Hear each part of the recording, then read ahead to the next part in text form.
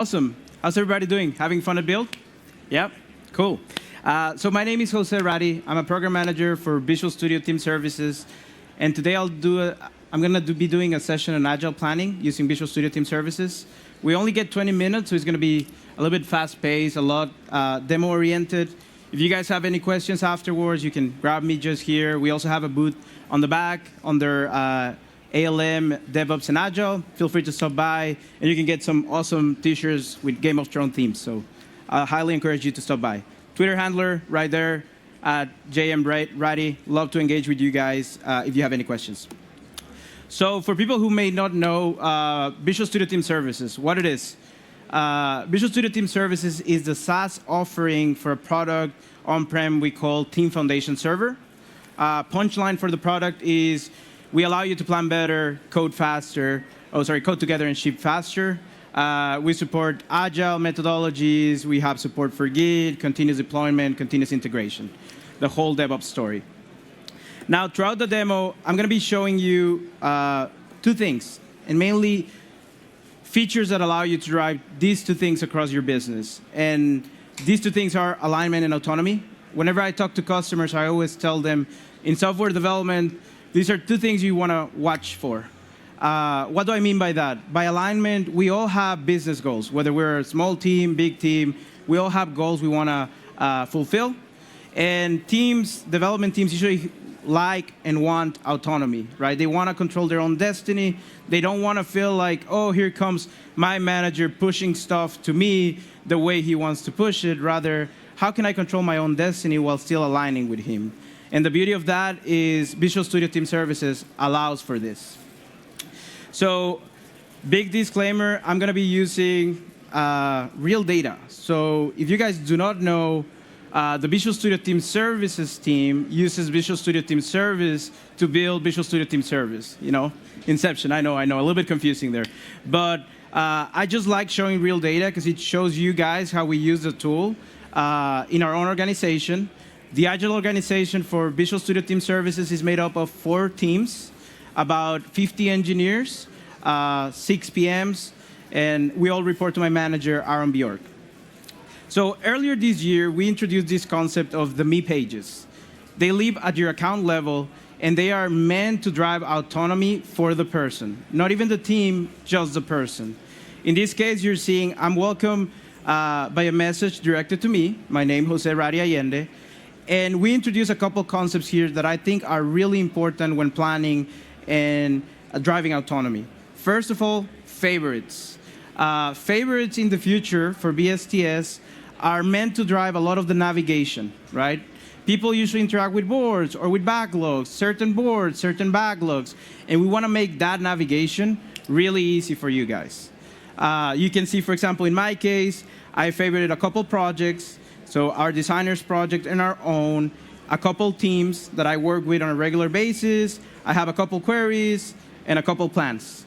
We'll go through this one. This is one of our latest features. It's actually an extension in the marketplace. It'll become GA real soon, and I really encourage you guys to try it out. Now, what is the goodness behind these my or me pages? In terms of work items, it allows me to very easily come in the morning and check, okay, what are the things that are assigned to me that I care about? And even within that section, what are things that I'm actively doing right now versus things that I've done in the past? I always think about this. Doing is probably primary information you always care about because you're actively working on it. Well done is more secondary, right? I may remember that I completed a feature a couple months ago and I may need some context. So we enable that through these pages. The other cool concept that we have, cool feature we have in VSTS is following. This is the idea behind following, essentially creating a way for you to say, hey, you know what? I may have a dependency on this work item. I want to get notified when changes happen, right? Because I think we've all lived that experience where we have a dependency on somebody, and then maybe that somebody doesn't have enough capacity, feature gets cut, problems, right? And not getting notified is actually not the place where you want to be. And last, we have a page for my activity. I don't know if it happens to you guys or not. You can clearly see this is all my real information. I do a lot of checking features, checking user stories, checking bugs, and from time to time I have that aha moment where I know I've seen something related to this, but I cannot track it back easily. I just come to my activity page, I see what I've done in the last couple of weeks, and then I just find that item. So really, really about you. And this, even though this is a planning presentation, I'll just share with you, it also carries through to the code aspect. Pull requests that are either assigned to me, that have been completed by me, or in this case, the with Pi team, which is my team, a group of 12 engineers and myself. So that's all awesome. Now, the other cool feature that we're enabling to kind of drive this autonomy is mobile website. I don't know if you're like me, but I'm usually on the go. I have my phone, but not always my laptop. But I do want to check, hey, what's assigned to me? Let me check some of the details. Let me check some of the information that I need on the go because maybe I need to reply to an email, etc. We're just rolling this out. It should be in all accounts probably by the end of the week. If you haven't tried it, I would really encourage you to do so. It's quite easy. Just hit your account on your mobile devices and you'll get this view. Now, what you can do from here is exactly the same that you could do from the desktop. You can go ahead, take a look at my activity, click on one of those items, then digest the information for that item. You can interact with all of the controls, and you can go back to the list, whether you're looking at things that are assigned to you, activity, or things that you're following. So this is kind of our first step. It's not the last one. You can imagine in the near future, we're going to start bringing those code assets also to a mobile experience, so it feels that you can do most of what you guys need on the go without needing your desktop. So that is the account pages and this concept of me driving autonomy. Now, the other places where we have these features that help me drive autonomy are dashboards and boards. We believe in our team, alignment has to be driven via the hierarchy of work items. In my case, alignment is driven by epics and features. That is what I talk to other PMs about. That's what I talk to other organizations about. User stories, bugs, and tasks, I don't care. I don't care if my engineering lead goes and say, you know what? I really like to break down into a lot of tasks, a lot of user stories. I think as long as we keep that conversation in the feature type, and we know we are expecting this to be delivered in 2 weeks, in a month, at the end of the year, all of that other breakdown, details, execution is completely passed on to my engineering lead. Why? That gives him the sense of autonomy, right? It's not me breaking down every piece of work, it's him defining how he wants to approach it. Dashboards are very similar. In this case, I'm showing you my team's dashboard. You can see that we really like to get an understanding of where we are with bugs. Now, disclaimer, why are so many of these boxes red? Because they're above our baseline. Why are they above our baseline? Right now, in the product, we're doing a really, really aggressive push for accessibility. And that created a lot of bugs because before we didn't focus as much as we should have, and now we're just making sure that we go down, get to the baseline, and make sure we have a product that's accessible. Now, we also like to focus a little bit on our active bugs, more details, and a little bit in some charting. That's just my team, that's what we like. Now, if I go to one of my colleagues' team, the WIDEX team, you'll see that they actually do similar things, but they're more sprint-oriented than we are. We like to think of ourselves more like Kanban. We have a prioritized list. We just tackle it as we can. We just move them across the board. Guess what happens when the item is completed? I pick up another one. This team likes to break down more into sprints, do more of like the Scrum approach to tackling work, and that's totally fine. The tool supports that as well. Now, the other cool thing that these guys do, which I love to demo, is they really like Markdown. So you can see they've created kind of a TOC of important links. So when they onboard a new engineer, guess what? They just say, go to our dashboard, man. All of the links are there. You want to go to our board backlog, our plans, our pull requests, just plain easy. No need to ramp up, no need to learn new technologies, no need to go to a wiki. Everything is within the product itself. So that's kind of dashboarding and me pages. Now, the other really cool aspect of our product is boards. Once again, my team, and this is just how we like to execute, we've broken down a team of 12 engineers into 2 sub-teams. We call them the F team and the E team. For intended purposes, F stands for features, E stands for engineering. I like to think I like Game of Thrones. I'm a fan of Game of Thrones. Our T-shirts have Game of Thrones. I like to think of the E-team as a night watch. They are guarding my feature engineers so they can focus on features. Before following this approach, we used to have a lot of problems with making our teams, like, every sprint was a different story, right? How can I make our team predictable was the question we had. And this is one of the approaches we took, the one we've been successful. Our velocity has increased, and we're able to deliver way more value in less time. The other thing that you can see is this is not necessarily prescribed to every team. Peer team of mine, they like to have way more swim lanes than I do. They actually control some of that priority via swim lanes. Would I do it that way? No, but it works for them. And that's kind of the beauty of VSTS, is we don't try to fit everybody in kind of a box, because we understand sometimes execution is more an art than a science. You have different teams with different personalities, different behaviors, different strengths. And the tool allows me to do that. Now, how do I drive alignment? Because I've been talking a lot about autonomy, the teams can execute as they see fit, but at the end of the day, we like shipping software as a business, right? We need to make money, we need to make sure if we have commitments outside of the organization, we can keep those. The way we control that in our organization, in our team, is through the hierarchy of items. If I were to go to every single PM feature board, you will see they have exactly the same structure. PMs actually like to talk the same language. Before these, problems with me were, hey man, when are you delivering that value? And they'll tell me, well, you can go check my board. And I'll be like, okay, cool. I'm checking your feature board, but there's nothing there. Oh yeah, it's all capturing stories. Okay, cool.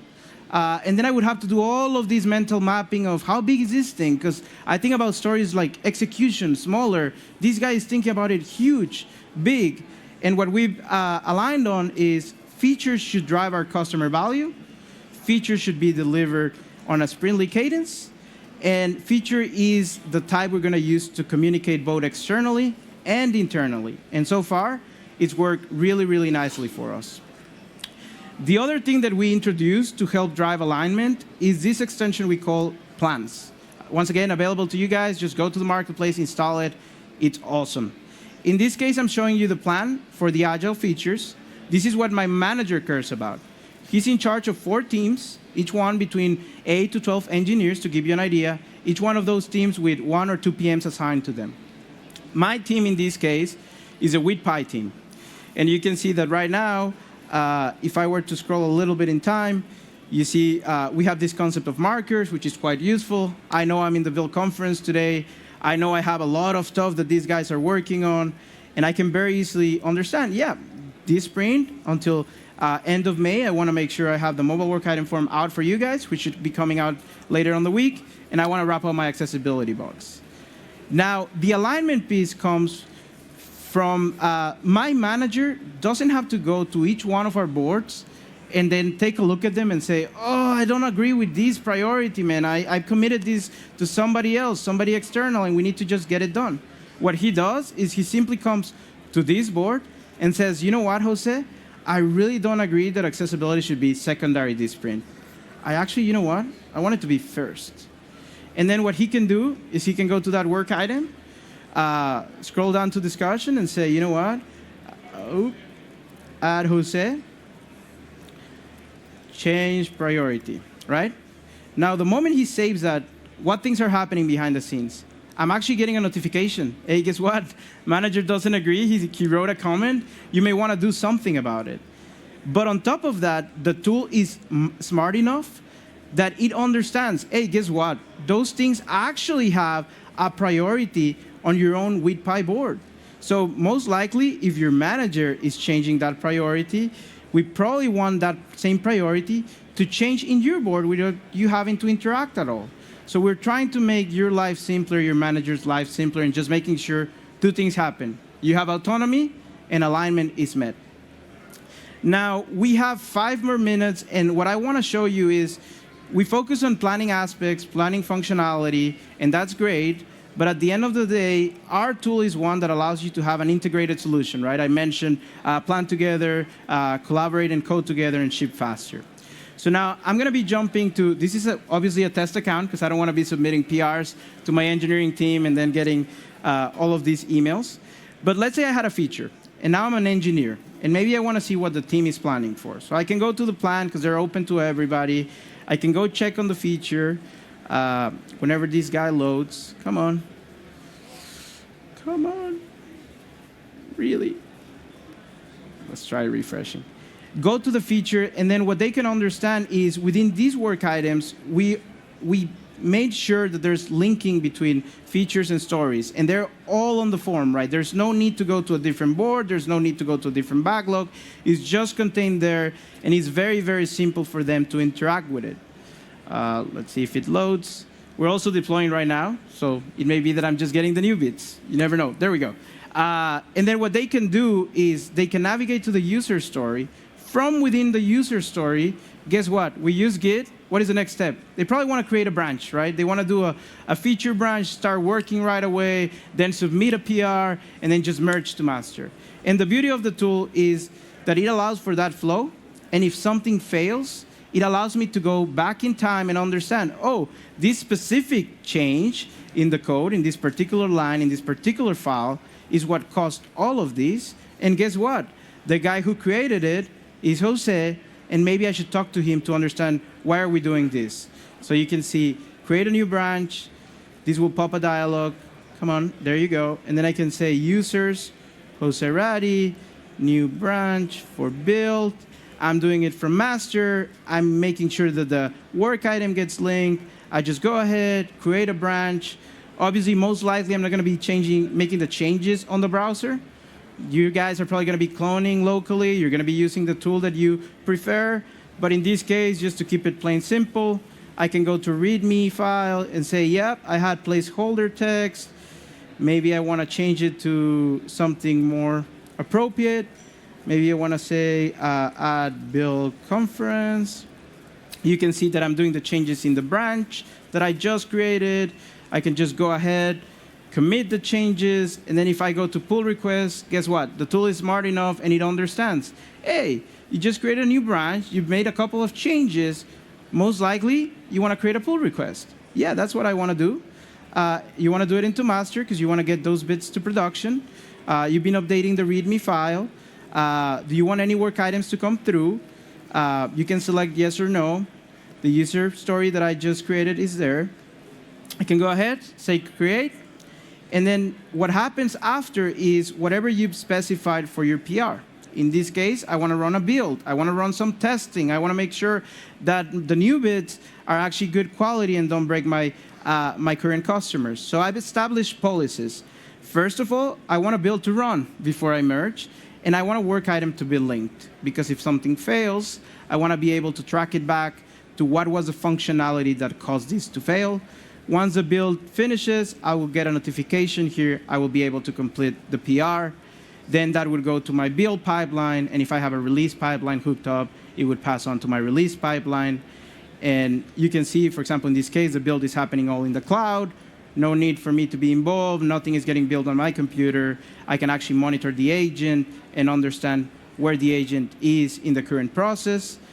And you can see we have a hosted agent is trying to get initialized. And just for completeness, if I were to go to release and take a look at my past releases, I can actually do the same flow but backwards. So I can start from a release or from a build, then navigate to the code change, then navigate to the work item that's tracking that change. So a lot of really good value, a lot of really rich and good functionality. If you guys haven't tried it, I would really recommend you to do so. Accounts are free up to 5 users. If you have MSDN subscriptions, whatever you guys were, guess what? You get us for free. And if you have any other questions, just stop by the booth. More than happy to help. We have experts in all of the areas, whether it's code, work management, or anything else for your DevOps scenarios. Thank you so much, guys. Have a great build.